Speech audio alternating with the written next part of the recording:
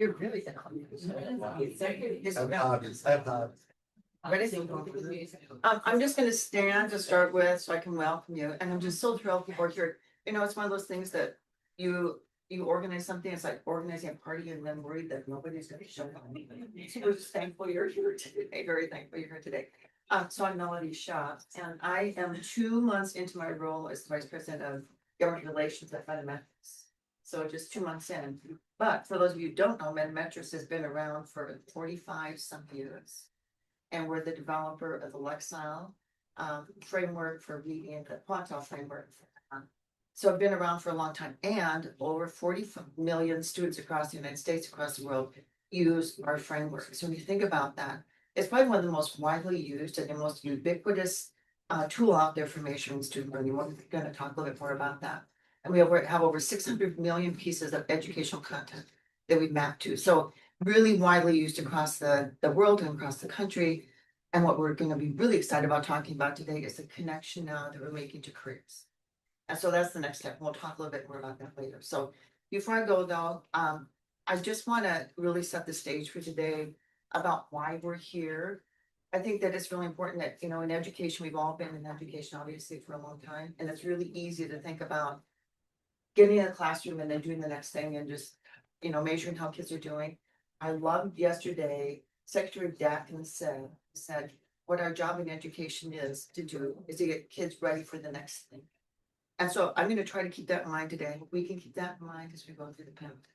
So I've got these great people. It's fun to do a panel because I've known all these people for a long, long time. Amanda Peterson has the longest title in the entire world. So she's the interim assistant secretary for the Department of Education. Did I get it closed? Sure.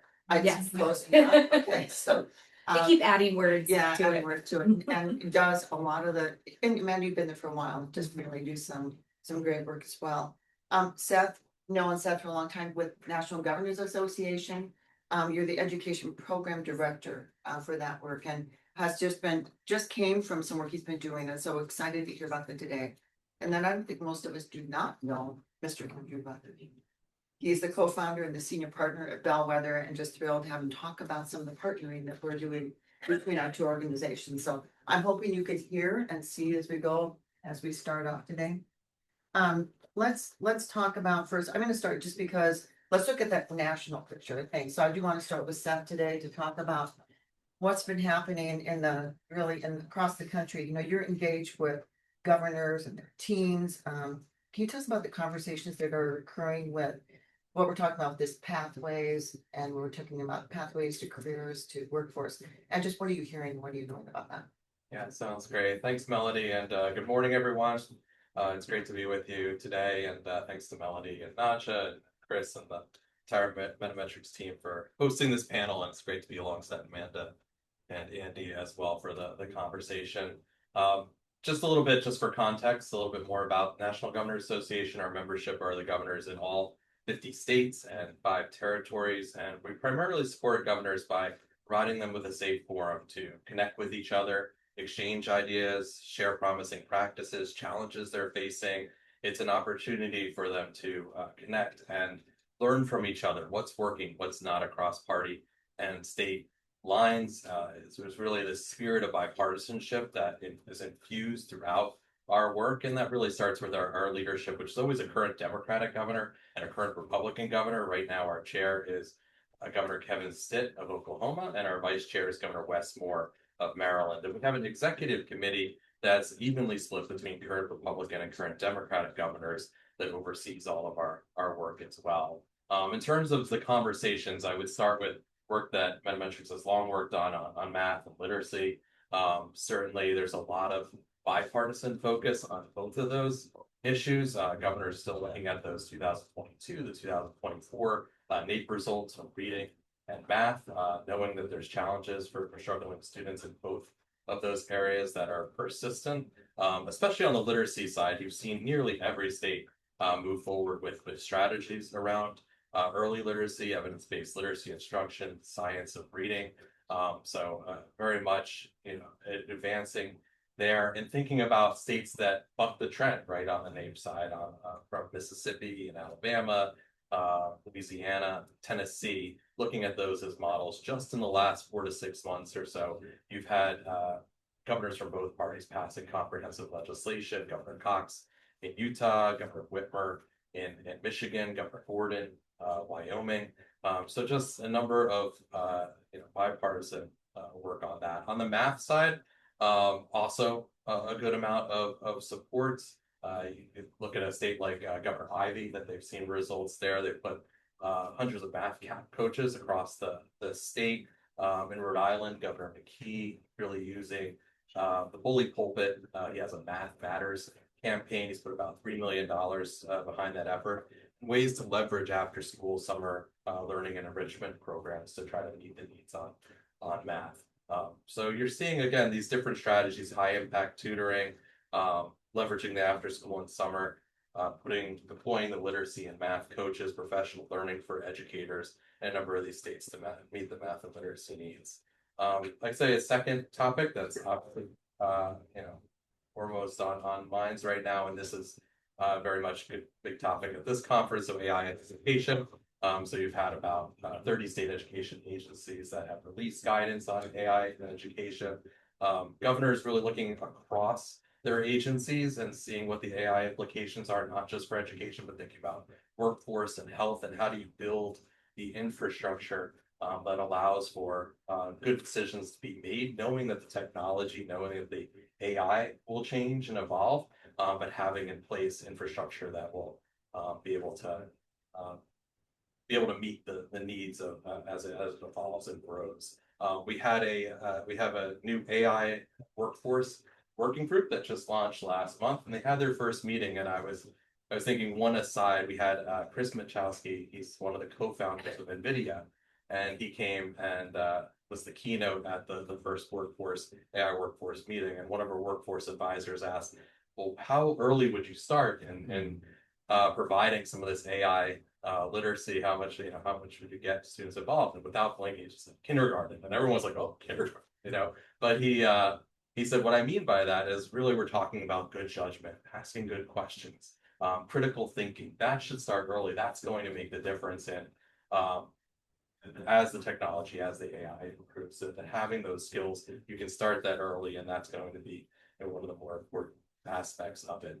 The third would just be around education funding right now. A lot of energy around this funding formulas. A lot of them are outdated. So Governor Meyer, newer governor in Delaware, their funding formula goes back to around 1940. So a lot of updating that could be done there. They have a task force that's looking at ways to improve it, a commission there. You've got Governor Pillen, Governor Keel also are standing up commissions.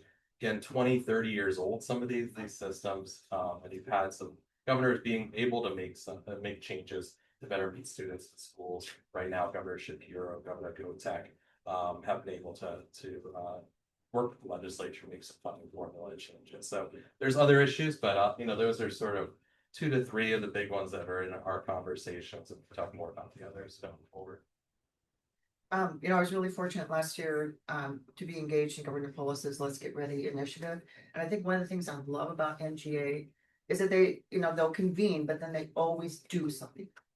So a lot of times you meet and it's just like, go on to the next thing. So, I think if you could share a little bit more about, I know that there was just an event you came from, and you talked about the roadmap. So out of that initiative, there came a real roadmap that gave some really specifics. And I think it's 6 or 7 states right now that are part of the work. And can you talk a little bit more about what you're doing to really ensure student success and about getting ready for what's next?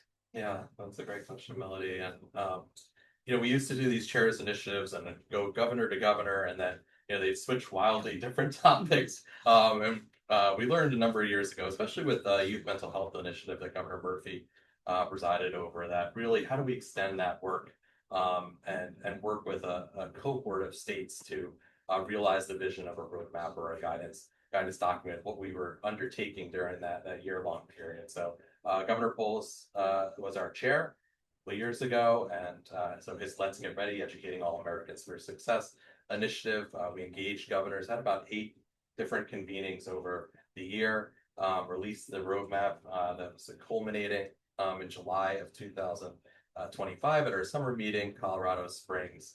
And really at the heart of it is that there's this measurement mismatch between the skills and the knowledge that we want students to have when they graduate high school and what we're currently investing in. And so really having a roadmap that spells out across these different areas of academics, like we're talking about math literacy, but thinking about post-secondary and workforce readiness, the durable skills, communication, collaboration, problem solving, adaptability, that we also know that make ensure that the students are prepared for post-secondary in the workforce, civic engagement, and overall mental health and well-being. So think of all those different bases and what it means for student readiness and success, and how that can fit within a governor's vision and their policies and priorities. So as Melody was saying, we took that roadmap, used it as a springboard. Now we're doing an 18-month project with 7 states and territories: Colorado, Delaware, Louisiana, Maryland, North Dakota, Oregon, and American Samoa as a territory. So we had our kickoff convening last week in Charleston, South Carolina. Amanda was there with the North Dakota team. She'll share a little bit of insights from the work that they're doing, but a really good energy. We looked at models for building these dashboards that are track across those different areas. We had Indiana come, we had Georgia, both of which have, and Rhode Island, public-facing dashboards that are tracking in real time how are students doing and telling a story and a narrative about what that progress looks like, what are those gaps. And so now these 7 states and territories, looking at those as models, how can they build their own narratives and stories and that talk about the progress, point out the gaps, what's the leading, lagging indicators that they can put on there to tell a narrative and story, and talk to parents, policymakers, and the public about how they're advancing work and efforts in that area. So I'm going to skip to you really quick because do you have any takeaways from those meetings? I know you just got back, so. Yeah, no, thanks for even just like highlighting that academy. I think sometimes when you're invited as a part of a state team in North Dakota, the governor's office obviously is an elected position, and so is the state superintendent. And so we're not officially a part of the cabinet per se, but we are, because I think we've always been a major collaborator. And it was just a pleasure to be a part of this K-12 environment, talking about data dashboards, but in a different way. On the education side, I think we've had an education dashboard for the last decade, and it's quite robust as a repository of information. And you can go into our North Dakota Insights dashboard and you can find through multiple clicks a lot of information about our well-being of our students academically across all of the schools and the districts in a lot of different visualizations. But just to the point that Seth was just making, is that too often we are not seeing that true story or that picture. And and just the usability of that data dashboard isn't being maybe utilize the way that I think that is the intention when we put all that information out there. If you are a parent or a family and you're moving to a new community, or you're really wanting to ask the question about, the schools that your children are going to, or whether you're going to make a move, or even if you're a policymaker and you're trying to find out information about what data is going to best support the policy initiative that you're doing, you really do have to almost be a data scientist to be able to navigate to the right question that you're going to want to ask, and you're maybe 10 15 clicks deep. And so a lot of what I felt was a huge takeaway from the Policy Academy is, if I look through the education lens, I don't think that can go away. We need all of that data there. We need all of that data in a space that is transparent for both like the federal government, but also just our state side. But at the end of the day, I think what we are missing is that, like, how do all those data pieces go together, and how can we show a holistic view of one of the things that I really appreciated about the convening is it asked, okay, if I was a governor and I want to ask what 10 questions are we, do governors want to ask about children that they don't currently have the answer for? And I thought that was a really interesting way of thinking about this, and then thinking about, okay, on a front-facing side, how could you go to that dashboard and then you utilize the metrics that we already put on our education dashboard, the education that our Health and Human Services collects on child well-being, the information that our commerce and our job departments are putting on their dashboards. We have all of these unique spaces, and depending on who you are, you're going to these different websites or you're not going to those websites. And so it was a really amazing time to kind of create not only the space and place to learn what other states are doing, but also to work as a policy team to think about what are those 10 questions that we would want to answer in North Dakota, and then making sure that we would have the infrastructure and the data to be able to do it in a way that maybe combined a couple of data sets to then tell that story. So I'm excited about what the next 18 months brings. But I'm also, I was always looking through a couple of different hats, because I also think that it showed a unique way to then not only look at, okay, what does that kind of governor side look like, but also how do we improve our current data repository so that it's also telling a story. And then is it telling the story that I think that what we believe after we're analyzing all the data is really saying. And so I think that there is even going to be ways to connect some of the information I'm going to be sharing with our Lexels and Quantiles and our career dashboard. It's all of these different information sets that we have in a dozen places, but how can we bring that together and then tell the story that we want to say? So I'm gonna come back to Seth, but I'm gonna continue on that path. So I think as we're talking about career and connected and how we're telling the story, but we were doing a little bit of searching over the last few days, thinking about what we provide for students and looking for careers and career exploration. And what's interesting is that across the country, 34 states require that students do some sort of career exploration. And then guess what? They stop there. And so it seems like it's good enough. So a kid wants to be whatever. We've all asked either our kids or we've asked students, like, what do you want to be when you grow up? But then we stop and then we just assume or hope or wish that that's what they're going to do. So what we're really excited about is sort of this next step that we're taking. And we're going to talk a bit more about what we're doing here at MetaMetrics to really engage and make sure that kids are on track. So we've partnered with North Dakota. You're one of our great states that we're really excited. I think it's called Are You Ready? North Dakota, correct? And if you could share a little bit more about how you're taking and you're using this comprehensive platform to really make sure the kids are doing more than just exploring, and all the agencies that are involved in this big project about making sure the kids are ready using all of this data and information we've got. That'd be great.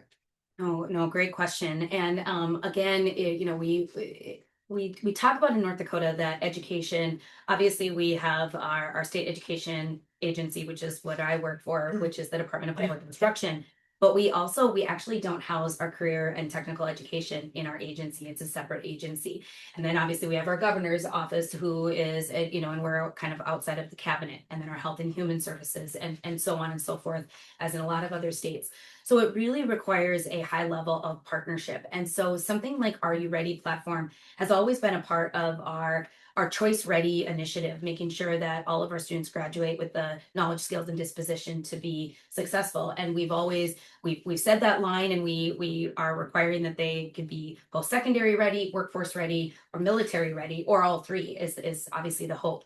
And when we talk about not only like the honesty gaps that sometimes emerges in those policy conversations, we also kind of recognize that when we were setting up for our students to be choice ready and they were in that career exploration, and we even moved to the next step of career experiences, there wasn't necessarily like a connection to be like, okay, so then is the information that we are producing kind of academically, is that actually leading to this interest inventory that they've been taking for years? Is it actually is the thing that is maybe driving them, their passion project, are they actually able to get there realistically based on the math and literacy outcomes that we're hoping for, that our educators are teaching every day? And so what I love about the Are You Ready platform, that has been something that's been around for, probably over a decade in different capacities, and it's gone through a couple of different initiatives. But that is a place where we could align our state assessment, which is, we call our NDA plus, because it is already something that we're connecting a formative, an interim, and a summative, and really trying to align kind of what our student outcomes look at in both math and literacy, and then science to some degree. And now can we take the Lexels and Quantels that is produced from that with the partnership that we've had with MetaMetrics for a number of years, and now can we actually put those two things together in that special sauce, and then now you're able to actually see it in a career dashboard. And I think that is a really powerful piece. I can tell just like I really always like to look at like a systems lens from my seat in the tower in North Dakota, but I also have a son who is as a freshman in college, and there were a lot of opportunities where as he was exploring and he said he really wanted to go to college, and he kept kind of bringing up these different professions as if he was just picking them out of the sky. And sometimes it was because he wanted to make a lot of money because it was in this area, and one of those was a law degree. And I was his mother who was wanting to tell him, like, you can be anything, you can do anything, and then also just really being realistic with the things that I was seeing kind of academically and the things that he was interested in, and I was seeing a disconnect. And I just wish he would have had this all along to really highlight where his reading and literacy was academically, so that it could kind of pinpoint what the skills needed to do that profession realistically. And actually, it's not to necessarily say that you can or you can't. It's to give it, just like what we tell all of our kids. It's just to really be honest about the skills that we need. Because for a long time, what we were saying in Choice Ready, whether it was military, workforce, or post-secondary, we've been saying from the academic side that you actually need those same set of skills no matter what path you're choosing.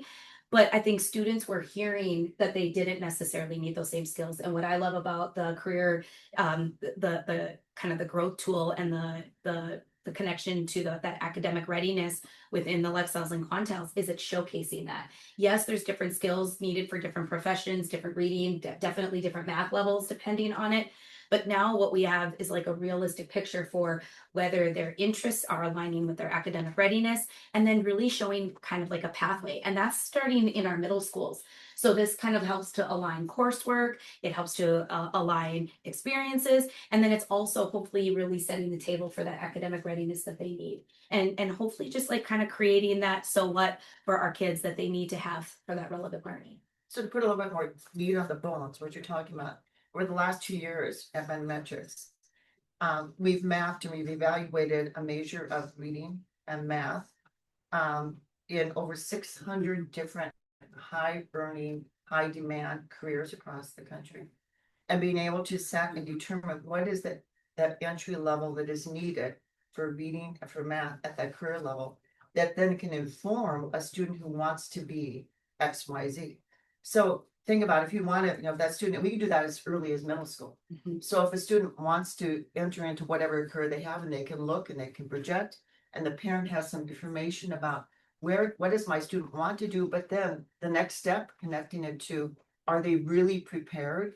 And then what do we need to do along the trajectory, whether it's in middle school and high school, to take appropriate coursework, or to make sure that they can be successful at that entry level. So we're very excited about this work we've been doing, and North Dakota has been able to showcase this along with a number of other partners across the country at this point. That growth planner tool, Yes. and that window of space, it's such a nice feature to show basically kind of that reality and what you need to get there. And it's just another place that I think that it's just putting it all together and kind of making sense of that data, so that it's not just a collection that you get on your state assessment. Now you're actually going to put it into that future ready workforce pathway.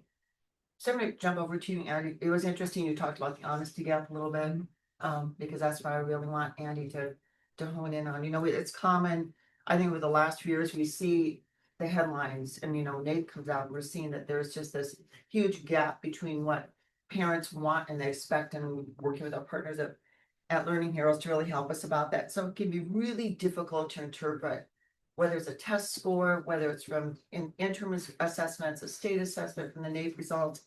And whether you're a parent or even as a teacher, you get all these myriad of test scores, and then you don't know really what to do with them. You stick the report card on the fridge. You're not really sure if it's telling the truth. We have this huge honesty gap. And, as thought leaders, when we're talking about that, we really want to make sure that we're responding to student readiness, but also what's their ability. And Andy, I know you've been doing a lot in this area, so you can explain a little bit about what it means, the honesty gap and what we need to do about that. Sure, and it's great to be here. Thank you. It's rare I get to be on it's always great to see Seth, but it's also rare I get to be on a panel with two Dakotas. So have both, like 50% of the panel being Dakotas is really nice. Is great, and I'd be remiss if I didn't We're mention. all here. That's it. No. I'd be remiss if I didn't mention some of the work I'm going to talk about was led by Amy Gadara, who's the former Secretary of Education of Virginia, who's here, and is going to be carried forward by William Robinson, who's recently appointed to the Board of Education in Virginia. I assume that's why you're here, Paula. Keep an eye on him. And we fought this fight in Virginia. It's not over yet, and we're going to have to see if like the work we did can survive contact with politics. I mean, everything we've talked about is so exciting. I think what they're doing in North Dakota is just a fantastic agency. I think it is true. There is this East Coast, West Coast bias. I was recently working on a project unrelated to this on a regulatory issue where we were looking for states that had done a good job. And like the North Dakota Department of Education was head and shoulders among any other SCA on sort of thinking in a really sophisticated way about this regulatory question. And I am quite confident if you swung, a cat around in Washington, D.C. would hit anybody who would have put that on their list. They can do great things. This is great what they're doing, but in the hands of a lot of states, the clear exploration, the linking all this, you're gonna be linking a bunch of really mediocre stuff. And in some cases, that's what we were doing in Virginia. We were telling parents a story about how their kids were doing that simply didn't match up with reality. That's the honesty gap. So credentials that like we said were industry recognized, but actually were not sort of industry respected. Levels of skills, telling parents your kids are passing, which they assume means ready for the next thing. It turns out they weren't ready for any sort of the 3 E's, whether it's education, employment. Oh my gosh, we were just joined by the assistant. So speaking of, you just missed the part where we were praising North Dakota. What impeccable timing. Where they weren't actually prepared for employment, for enlistment, or for continuing their education. And so we tried to set about doing that. And I think about correcting that, raising the standards and so forth. And the debate we had was constantly about, are standards high enough? Are they low enough? Are these cut points high enough or low enough? And you could come in and you could even show and be like, look, we have these incredibly tiresome arguments about like, are Virginia standards like the lowest in the country in certain grades, even though like NAGB was clearly reporting they were based on NAEP data. It was one of these things. It's like, what are we like arguing about? Like there's multiple things, but we saw these huge fights. But parents, like, what does that mean? Proficient, passing. It became very clear we couldn't put it in any kind of real world terms. And so what I really like about Lexiles and the work here is twofold.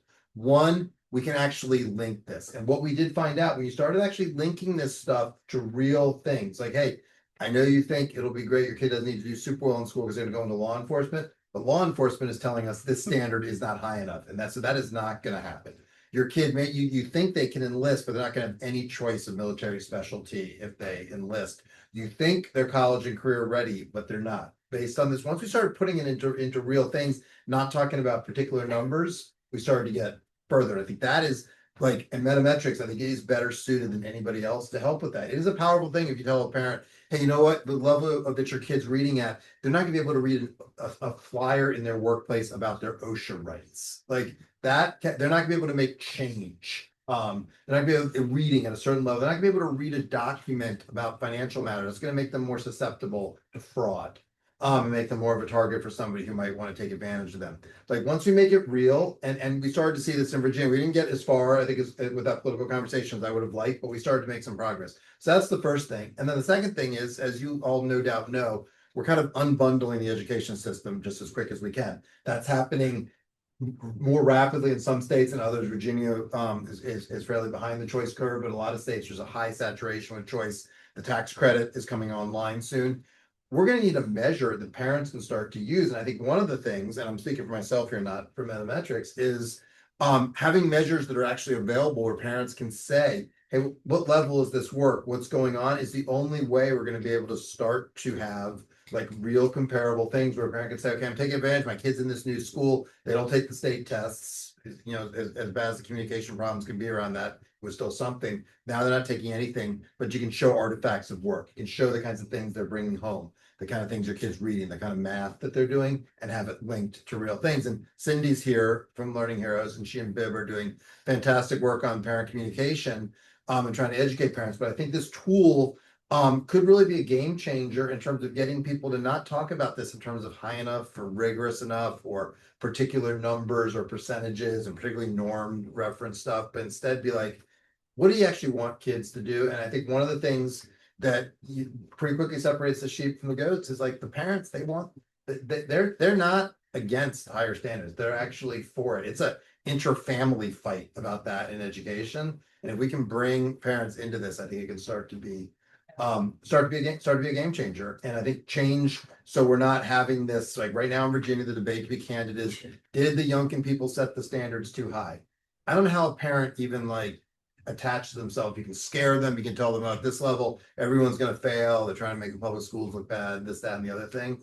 Parents came in, but if you say they set the standards at a level where this is what it means for military service, this is what it means for employment, this is what it means for college, that's going to be much harder to dismantle in the sort of rough and tumble of politics. So that's Andy, don't you think though the conversation, we've used the term proficiency across the entire country, and it just, what does proficiency mean, right? Yes. I mean, it's proficiency is different in my state than it is in your state, Amanda. So it's been confusing. totally between the states. And again, I think like policymakers can make sense of this. I think like anybody who does this work professionally can pretty quickly ascertain where states are in different subjects, different grade levels. The problems, the media, who they reported, like without this, they just, it's like, you know, is the moon made of rock or is it made of green cheese? Who knows? They just report it like that way, rather than if then this actually the difference is this is what it potentially means for kids. And then again for parents, like we can't expect them to go to NAGB, figure out where their states rank in terms of the rigor of their standards, then back map that to where their you know their own standards, then to where their kids are. That's insane. We need to give it much more tangible, real world examples if we want to get parents to like really feel like there's a stake in this fight. It's not just a bunch of education jargon, but the differences between the states are real. Yeah. And sometimes, I mean, look, Tennessee has some of the highest, Virginia has some of the lowest. We border them. That's an issue. That's not like an abstract thing. That's an issue that an employer is going to look at and say, I can locate in Tennessee, I can locate here. And obviously lots of things go into that decision, you know, around, you know, tax and regulatory issues and all, but quality of education is a factor, and all else equal matters a great deal. So when you sat down today, there was something on your chair, looked like this. So we're really excited about is that at MetaMetrics, we partnered with Bellwether and a study to further examine that disparity that we're just talking about. And really the need for a universal type measure is what we're doing. So, and if you could talk a little bit about that, because we're in the infancy stages of it, but we're soon to be able to release a report. And I think maybe you can talk a little bit about what you're looking at here, but this is a little bit of an overview about what this is going to be coming out here in the near future. Yes, we know this is a problem across all 50 states, the district, and the territories, but we're going to focus on states where MetaMetrics has just a really rich body of data. They're like one of the things I think that in this sector that often is overlooked is a lot of the vendors, just given the work they're doing, have just incredible treasure troves of data around particular things like ACT on sort of some college and career pieces, MetaMetrics on these lexiles and quintiles and where they are. So we're going to dig into that data. We're going to put out an analysis, so you'll be able to see that. You know, if I should have at the beginning talked about Bellwether, I didn't. Sorry, I'm really bad about that. Go to our website. You can learn. I'll spare you the propaganda, but you can go. You can learn about all the different things we do, which we are actually very good at. And I'd be happy afterwards if a few of my colleagues are here to talk to you about. But we're going to put out a paper that'll look similar to the kind of high production value stuff we put out, looking at this and starting to help people realize these gaps are real. Again, this is not like an angels dancing on the head of a pin kind of thing. These actually matter to people's lives and they matter to students. And what they actually look like state by state with the states we have data on. We're hoping the other states will then say, well, we're not, you know, a unicorn, it probably affects us. And you'll get those questions, but we're going to dive in to these states. We're going to talk about why it is important. And we're going to talk about how these tools, lexiles in particular and quintiles, but lexiles in particular can be used to help address this. So the study we're doing, you can see it's going to be done in 24 different states where some of our partner states at this point in time. we're pulling data from. So we'll use that data from those 24 partner states to inform the study. I think if you can if you're looking at the graph right now, you can see exactly what Andy was talking about. When you set a proficiency level in one state, and when we compare that to what the quantile and Lexile scores are equivalently, it's different. And so why is that? And what should we be talking about where we can bring some uniformity to that? And put it in real terms in that terms, people can understand. It's not just, again, it's different. People are like, oh, what is that? Does it really matter? And look, you can argue, you know, you can make a case in different ways on this, but you have to at least be talking about something, understanding what the stakes are. If you're saying we want to have standards that are going to be lower relative to other states, here's our theory of action. You should at least have to justify and say, here's why we're doing that. Not have it be a big mystery, or worse, tell people you're the best in the country when you're not, which is, you know, what has happened. You know, and I'll pick on Virginia because I feel like I'm allowed to. I've done 2 sentences, I think they call it terms on the state board. I guess I'm on parole right now. We've been telling people we're the best, and like very, very validly saying that, and we're not on a bunch of things, and we should, that's the honesty gap. You gotta just level it. The crazy thing in education, everyone's like, it's all partisan and hopeless. Arnie Duncan and Glenn Youngkin, there's no daylight between them on the honesty gap. They agree that it's a problem. They agree the standards need to be more transparent and higher and so forth. So like everybody, you know, the sort of abandon all hope crowd like misses these places where we actually have a lot of agreement among people who are very, very different in their politics and so forth in a bunch of ways, but agree on this. So anyway, we want to call attention to that. We want to show why it matters, and hopefully drive a conversation about more honesty, transparency, and linking it to real world things, why this matters, which MetaMetrics I do think is uniquely, again, like positioned to do, to help parents understand, like not higher, lower percents, whatever, but here's what this actually means. And then the parents can decide, okay, I don't want my kids knowing how to do that kind of math, if that's how you feel, particularly in a choice saturated environment, but they should know what the stakes are. So you just brought up something, take this back to you, it does make me think, you know, that education policy can sometimes be polarized, or we think it's polarized, you know, so, and you're working in an environment where you really have to work in a bipartisan sort of a world at NGA. So how do you see governors sort of leading that bipartisan momentum? I'm just curious across the board for structural changes in their states. Yeah, no, Because that is your world. that's the That is world. your world. I mean, I think where I'd start is just our last convening, even prior to Charleston, which we can talk about it. I mean, that's those 7 states and territories. So it's 4 Democratic and 3 Republican, right? And so they're coming to this kind of convening, wanting to work on data dashboards, wanting to compare this overall vision for student readiness and success. But before that, even we always have a Governor's Education Advisors Institute annually. And so the last one was in Seattle, and we had 40 advisors from 26 states, 14 Democratic, 12 Republican. And what did they come there to really learn about? What were they hungry for? Well, it was math, and it was literacy, and it was educator workforce, and it was school cell phone policies, another big issue that we talked about in the beginning, but is one where you have upwards of 40 states, or even more, just really looking at school cell phone policies. This is an issue where they want to compare, they want to contrast. Some are moving forward with these bell-to-bell bans, right? Some are moving forward with more district discretion, where you go a little more, or instructional time. What's best for what we know? We'll make sure that the students are engaged and that there's attention that it most impacts and helps with academic learning and helps with mental health supports. Just coming from a convening on this, we have a partnership with Dr. Angela Duckworth, and she's doing studies on looking at those different bands and understanding what's the impact, what has best. Her initial findings are very much that not only is it around the stronger that the policy is, the more that if you have a bell-to-bell, the better it is for keeping school cell phones away from students, but also the distance piece, that if it's close by, it's very hard to resist temptation, even for adults, that thinking about the location as well as those phones. But we really wanted that kind of project because it's one that informs governors' policies across bipartisanly, on an issue that they're working on, but we want it to be research-based. We want it to be something that can help inform the different policies that are being put out. So all to say that, you know, when you're bringing them together, there's so many more similarities than differences, and you see that in these different projects. Right now, the chair's initiative is Governor Stitt's, Reigniting the American Dream. It has some energy components, entrepreneurship, but also education. The governor's bipartisan mix are getting together right now in Philadelphia, talking about youth apprenticeship, talking about career connected learning, work-based learning, CTE, and again, you know, led by Governor Shapiro and Governor Stitt and you know, Governor Moore, all getting together talking about these issues. These are issues that go across party and state lines, and so that's typically what we find in our convenings. There's a lot of noise out there, a lot about partisanship, but in our convenings, that's still, they want to get down and they want to problem solve. They want to understand different states' challenges. And it's encouraging, very much so.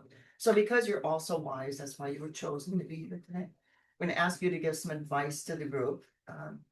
So for people in the audience, district, state leaders, and they want to bridge this gap between education and workforce, what's the single most important thing, first step that they can take? And Amanda, I'm going to start with you because you've got boots on the ground.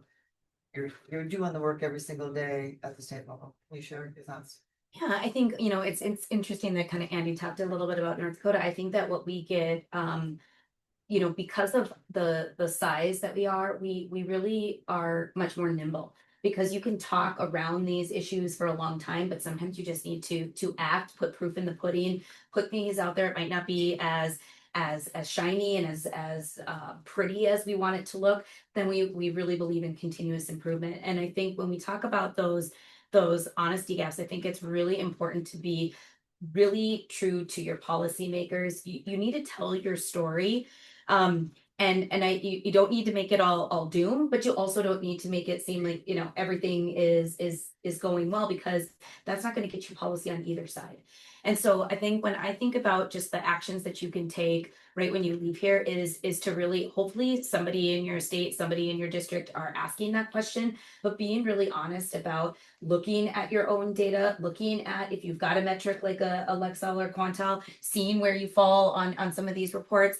I think it's really important that it's not just about talking points, that it's about where do we fall, and are all of our different data points telling the same story. We're proud in North Dakota that we're not necessarily where we want to be on every single metric, but we do believe that when you look at the NAEP, when you look at our state assessment, when you look at our interims, when you look at our Lexel and Quantiles, that we're at least telling the same story, and hopefully trying to dispel some of the national myths when we're telling our North Dakota story, so that we can hopefully inform policy and practice and all of those kinds of pieces on every single stage, so that we're really putting our resources, our messaging, our policies where they need to be.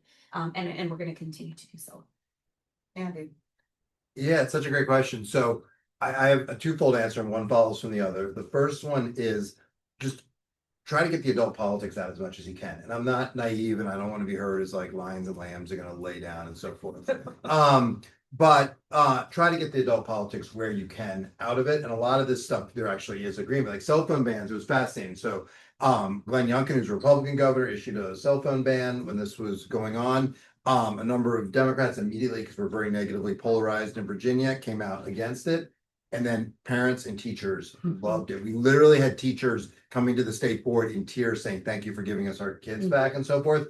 And it was, that's just adult politics. Like there's actually a lot of agreement. People get around the edges, like this I'm saying, like, is it bell to bell? Is it how to do it? There's disagreement, but there was like, everybody was quite happy with the thrust of it. You see that again and again on a number of these issues. So wherever possible, try to figure out, is this actually something to fight about? Because there are real things in our sector we are going to disagree on. There's some really profound questions at the core of education that people aren't going to agree on. We should argue about those, and the arguing about it actually makes us better if it's productive argument.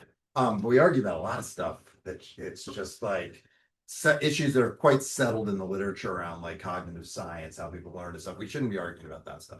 So second thing that follows from that is speak English.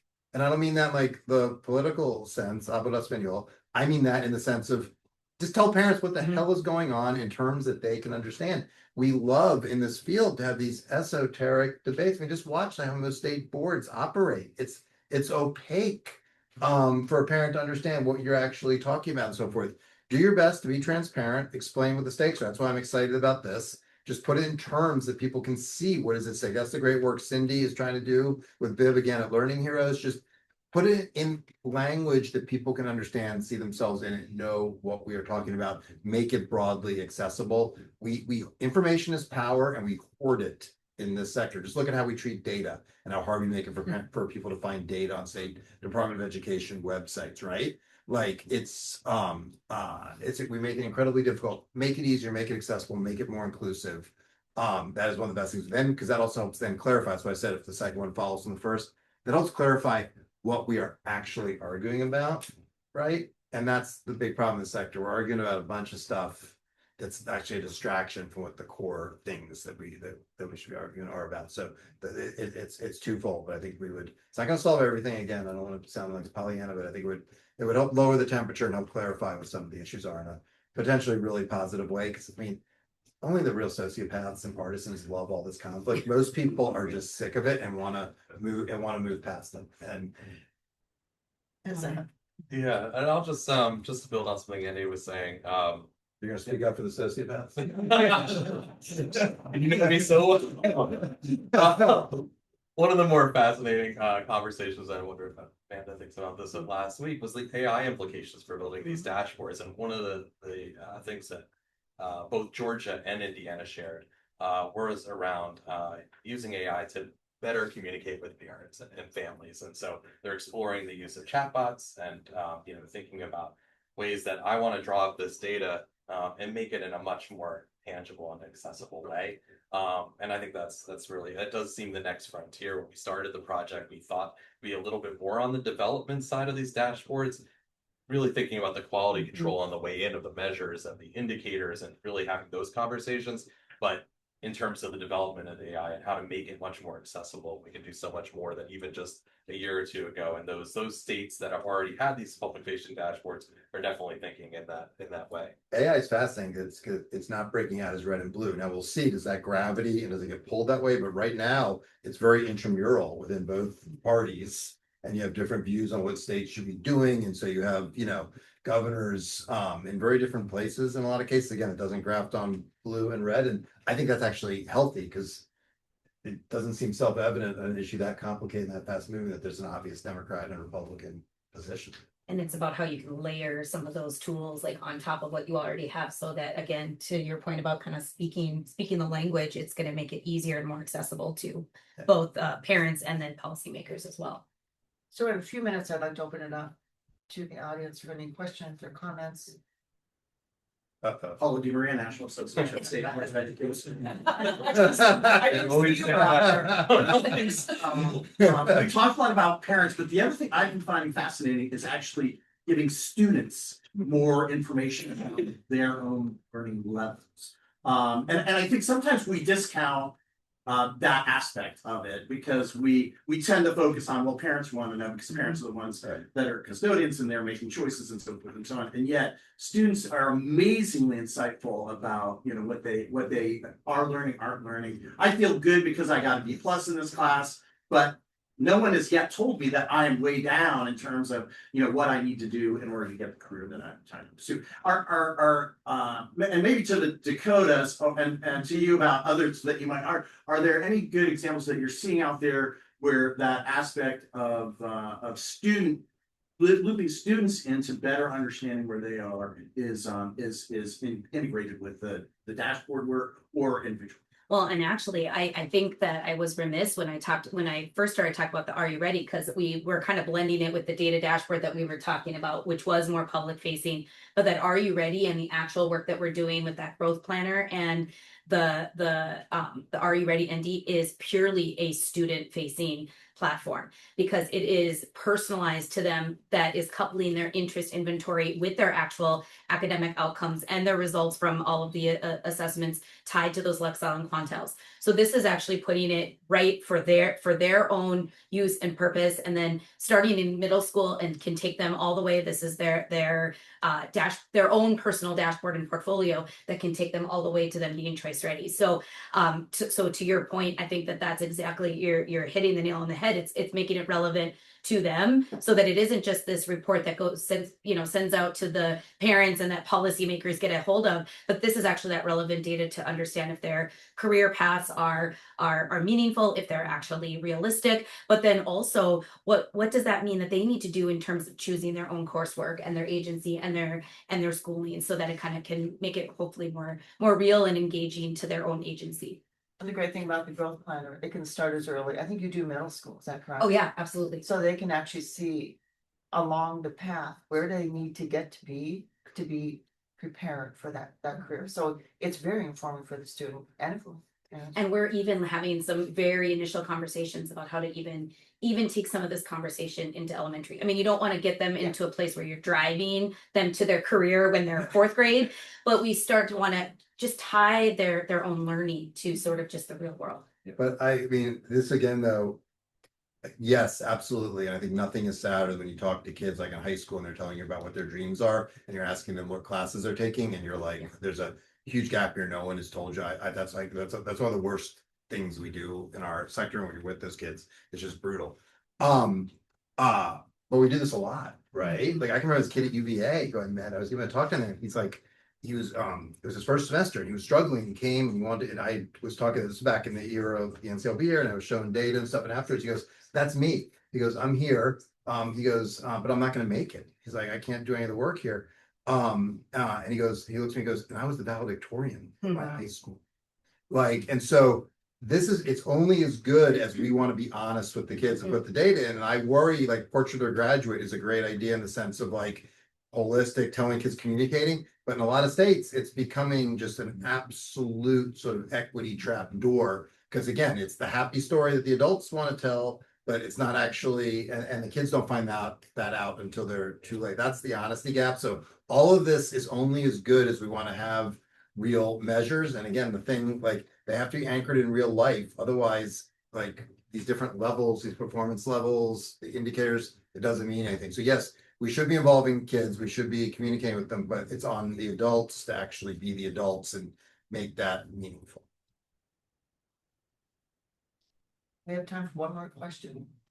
Comment. Come on, people, otherwise it'll be me. Yes. Hi, I'm Oliver Danby, a former school board member. As we talk about this stuff at the state level, it's critically important. How are we talking about this as it flows down to the districts where the work is actually happening on the ground and a lot of decisions are being made? So just thinking about that, how is that integrated into? Any of that? I'll just start by saying that, one of the key parts of this project we're just launching, and they're figuring out what they want to do with the dashboards, but is this convener role that the governor has. And so always as part of a project, especially one that's in 18 months, as we get more near the midpoint, is how do you make sure that you're engaging your key stakeholders? And that includes the district superintendents, that includes parents, families, and business leaders, really that governor role that can bring them together. One of the great things that I really love about the North Dakota team, right, is the diversity of that team, right? They're not only pulling from education, but workforce. They have state legislators on there. They have a children's cabinet, and all of that.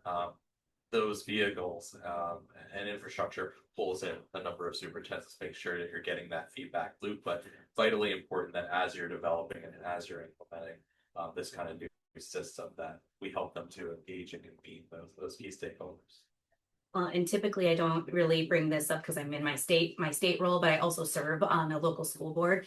And I think that to this question that we are talking about is making sure that the very things that we're going to put in these dashboards, in these reports, is is it really also kind of coming like in with our educators? Are we holding them accountable to the outcomes? And so something that we're doing in North Dakota just overall is making sure that with our school board governance is that putting a focus on outcomes is essential, so that when those school boards are having conversations at the local level, they're not just talking about whether or not the lawn was mowed or the tires of the bus are going round and round, but that they're actually asking the same set questions that we're asking up here, and hopefully kind of like aligning it on every single spectrum. So I think that is a really good question, because again, we can talk globally if we're not getting it down to the very classrooms that the work is happening. All of this is kind of for naught. I agree with everything my colleague said. I'll just add, like, I've worked with superintendents a long time. My early career work was in this field with superintendents. In my experience, there's two kinds. There's the kind that tell you, get off my back, I know best, leave me alone. And there's the kind that say, I need some cover to get done what we need to get done, because I'm balancing a lot of things. And if we want to get stuff done on behalf of kids, I need some smart, they don't want counterproductive cover and all that. I need some smart cover from the state. I need some smart cover from the feds. And that second kind, those are the ones who actually get stuff done, and you can start to figure out, how do we give you that smart cover? They want the pressure. Sometimes it's going to be them, they're going to be out there publicly blaming you, but they actually appreciate that you're pushing. Thanks so much. So I'd like to. Got lots of snacks here for you to grab if you didn't get a hat. And I love math, I love reading, we love reading. Any of this swag you got here, we'd love to. We don't want to take it from one or two cases, so we're begging you. Take a hat. Thanks again for coming. Well, we're one on the panel. That's true.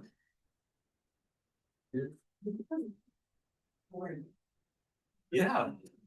Big best one. Yeah. They're not in the conversation.